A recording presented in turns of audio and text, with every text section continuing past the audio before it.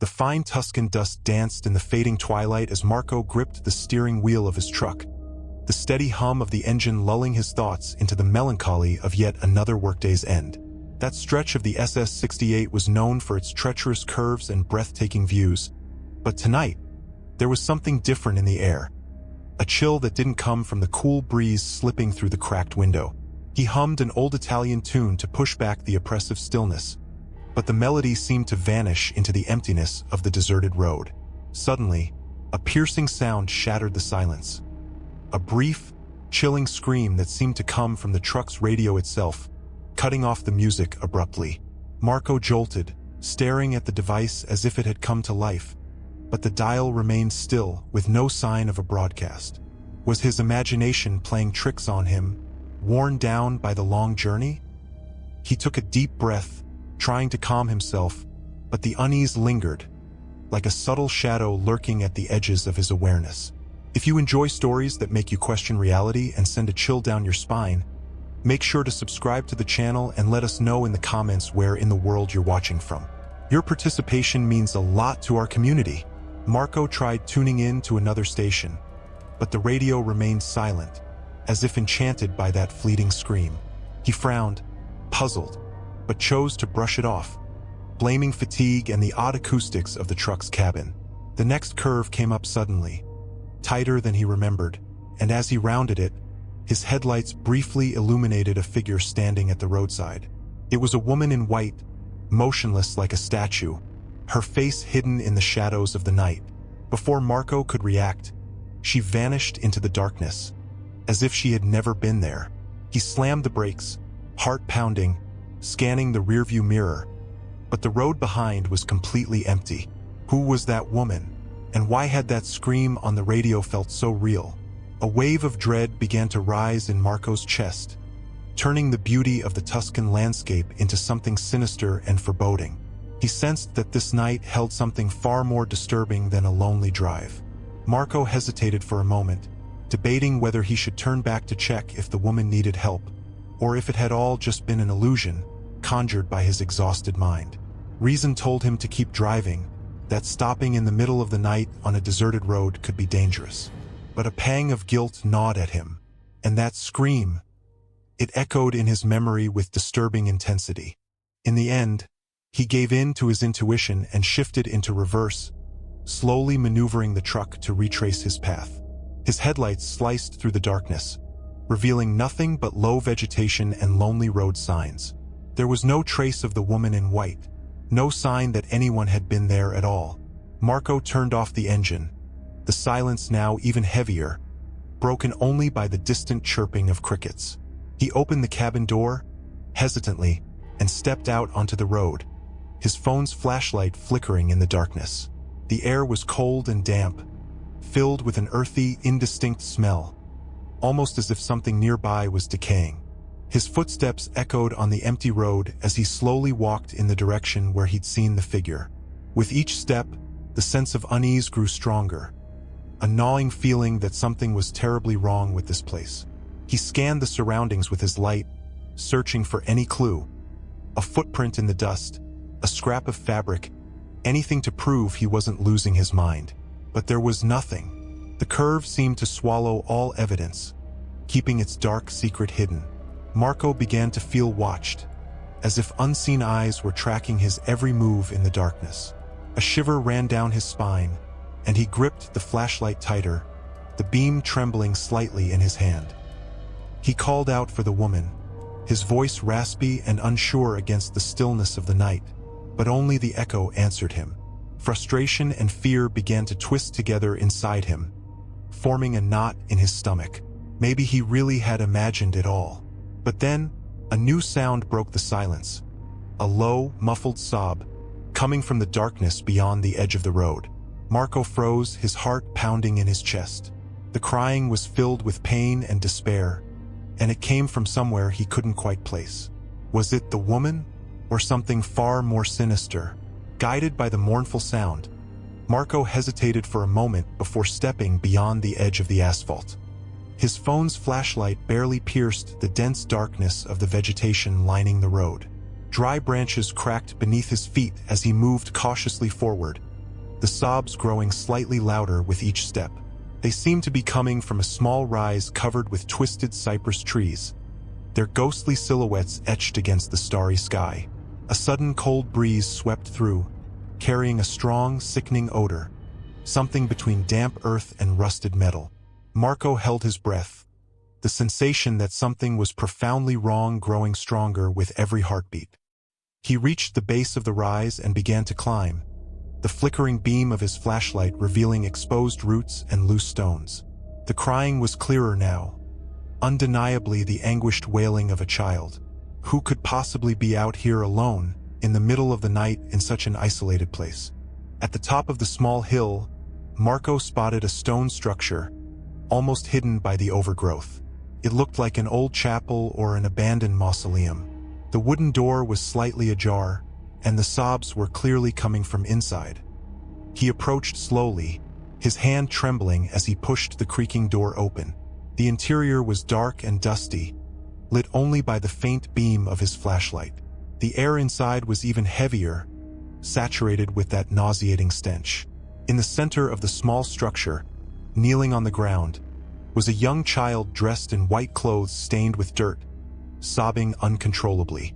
Marco felt a tightening in his chest, the image of the woman in white from the road flashing through his mind. Could this be her child? He stepped closer, cautiously, speaking in a soft voice so as not to frighten the child further. "Hey, Piccolo, are you okay? What happened?" The child slowly raised their head, and the moment their face was illuminated by the beam of light, Marco felt the blood drain from his veins. This was no ordinary child. Their eyes were completely black, without visible pupils, and their pale, expressionless face held none of a child's innocence. A slow, chilling smile spread across their thin lips, revealing small, sharp teeth. The sobbing stopped abruptly, replaced by a low, guttural laugh that echoed off the stone walls.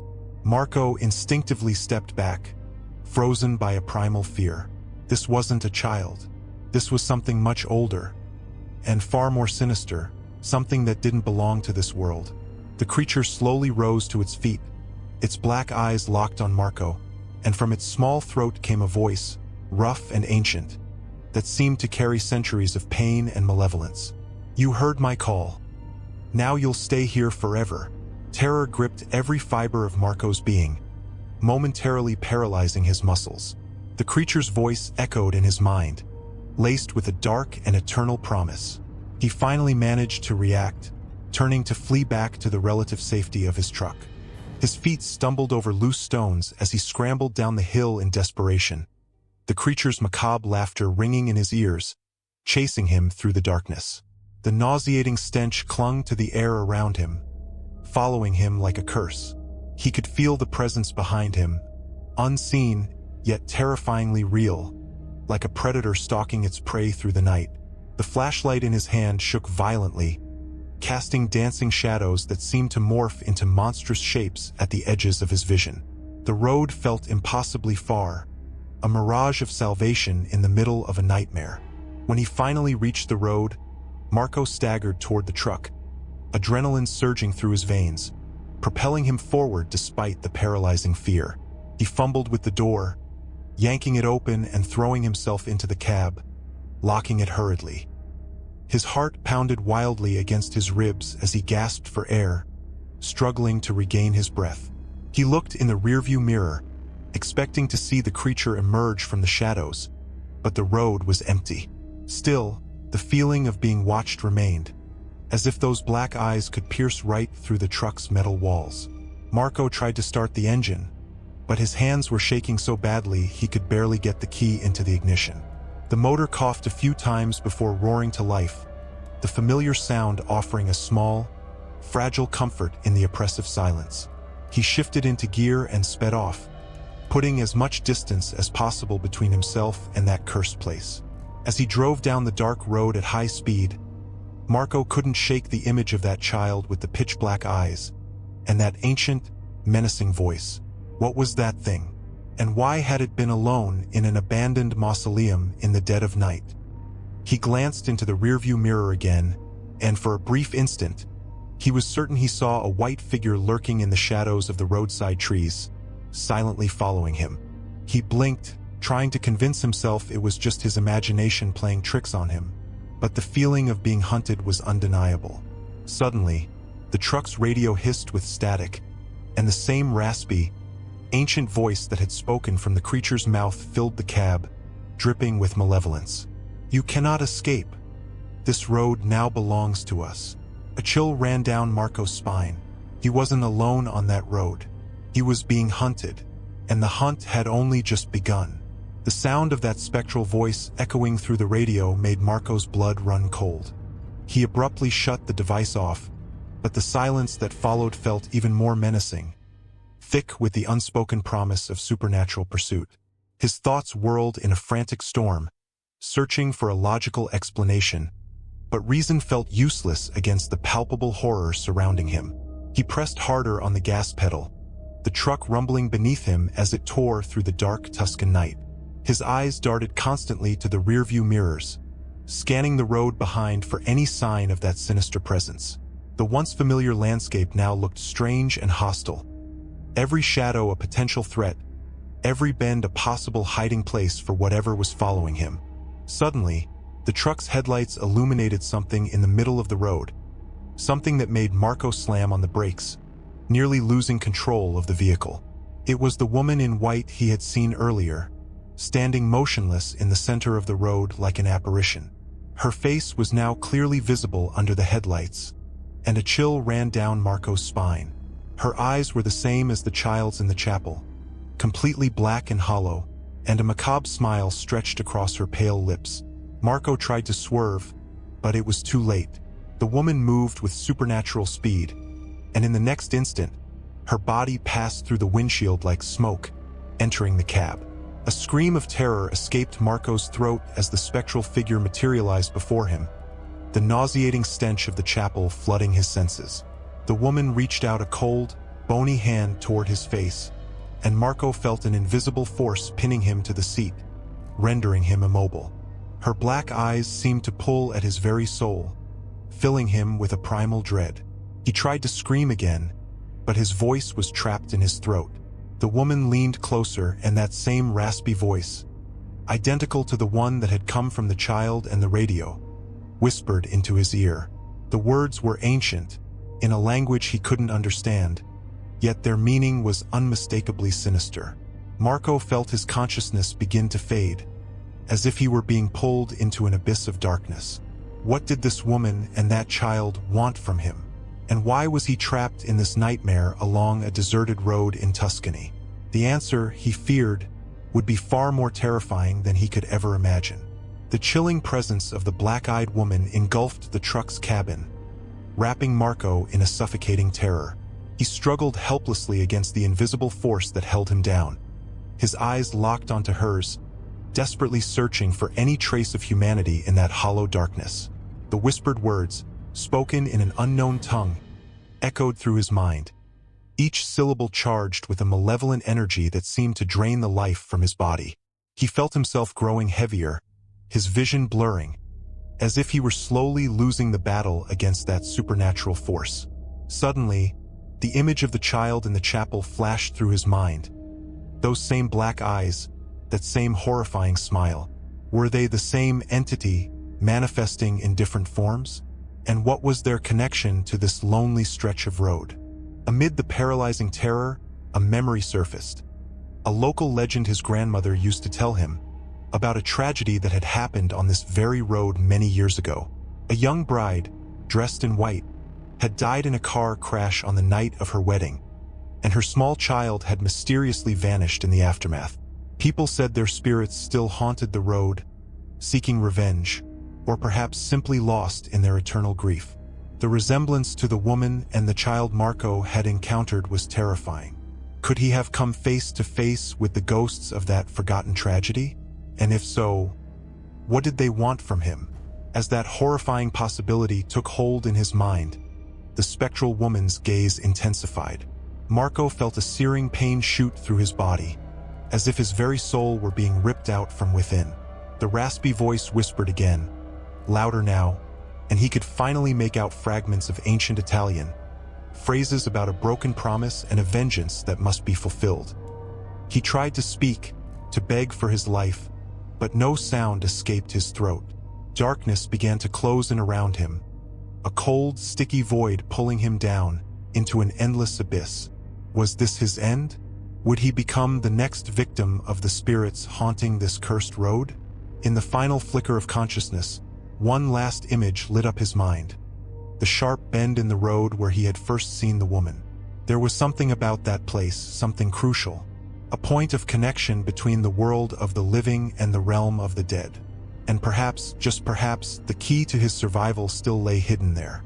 The darkness threatened to consume Marco entirely, but the image of that sharp curve in the road lingered in his mind, an anchor amid the supernatural chaos. He clung to that memory, desperately holding on to the faintest thread of hope. The searing pain subsided just slightly, as if his fleeting understanding of the curse's origin had weakened the spirit's grip on him. The spectral woman seemed to sense the shift. Her black eyes narrowed, and the whispers in his ear grew more urgent, more furious. Marco felt the pressure around him intensify, like the entity was trying to crush his very will. Fighting the growing darkness, Marco tried to move his limbs, feeling a faint tingling in his fingers. It was a tiny victory, but enough to reignite a spark of hope. He needed to focus, to summon every ounce of willpower to resist the vengeful spirit's influence. The legend of the bride and the missing child echoed in his mind, and a desperate theory began to form. Perhaps they didn't want to hurt him specifically. Maybe he was just a pawn in their search for something lost or for justice. If he could understand what they truly wanted, maybe, just maybe, he could escape. With an almost inhuman effort, Marco managed to turn his head slightly, breaking eye contact with the woman. The overwhelming terror eased just a fraction, but enough to breathe again.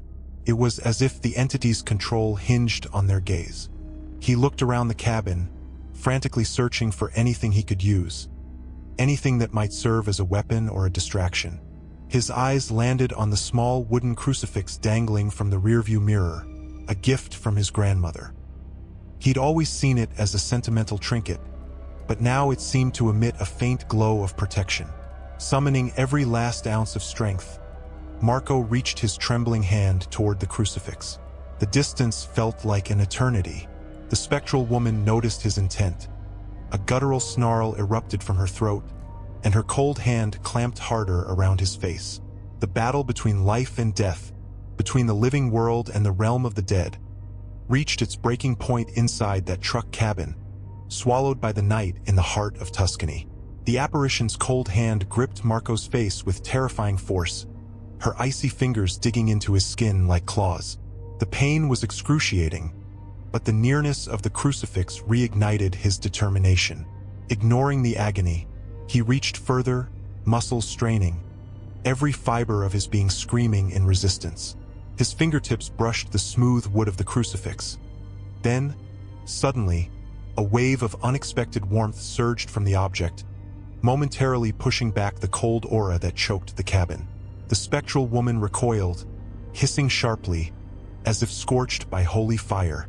Marco seized the moment.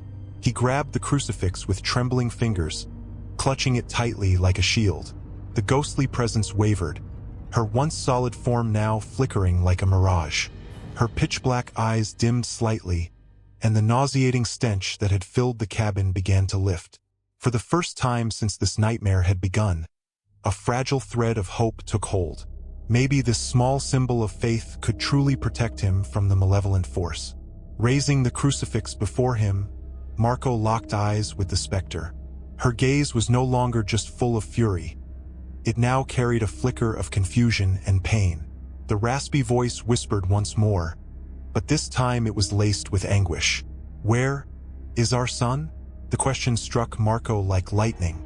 The apparition's rage and terror were now interwoven with sorrow so profound it chilled him in a different way. Suddenly, everything made sense. The legend of the bride and the missing child, the crying he'd heard in the chapel, the spirits wandering the road not for revenge, but out of unbearable grief. They didn't want vengeance. They were lost, trapped in their tragedy, endlessly searching for the child who never returned. Marco wasn't their victim, he was their witness, a bystander pulled into a sorrowful echo of the past. A wave of compassion surged through him, cutting through the fear. He knew he had to help them. He had to lead them to peace. But how? The answer, it was in the curve. The curve in the road where it had all begun. He could feel it now, something waited there, something unfinished. The spectral question lingered in the cabin, heavy with grief so raw that Marco could almost feel it tearing through his chest. Where is our son? The mournful whisper washed away some of the terror that had frozen him in place, replacing it with something unexpected, empathy. He looked at the woman's flickering form. Her black eyes, once void of anything but rage, now shimmered with the weight of sorrow. They weren't just malevolent spirits. They were tormented souls, trapped in the aftermath of a tragedy that time had not erased. Marco knew, deep down, that the key to ending this haunting wasn't escape. It was revelation. He had to find the child. But where to begin? His thoughts raced, trying to fit the pieces of this grim puzzle together. The curve in the road, that was the first place he had seen her. Point of origin. And then the chapel, the sound of a child crying, the strange metallic scent that had filled the air like rust and damp soil. There was a connection. He was sure of it now. Had the bride died in an accident at the curve? Had the child wandered, lost and alone, into the woods, toward the chapel? Or worse, had something darker happened there? A chilling thought crept into Marco's mind, one that made his stomach twist. What if the child had never left the grounds of that chapel? What if the truth had been buried, literally, under his feet all along? Drawing a shaky breath, Marco finally spoke, his voice hoarse and trembling, but laced with a quiet resolve. I don't know where your son is, but I'll help you find him." The spectral woman stared at him, her face unreadable. No sudden movement, no sound, just the sorrowful whisper that lingered in the stale air like a broken prayer. Marco shifted the truck into gear, clutching the crucifix tightly as if it were the only thing anchoring him to the world of the living. He turned the vehicle around and began driving back to the curve, back to the beginning. The road was silent, but the night was far from still. Shadows shifted between the trees, and the headlights barely cut through the thick fog that had settled in like a shroud. The secrets of this haunted stretch of road were not done with him yet, and Marco knew, whatever lay ahead, he would have to face it, alone and in the dark.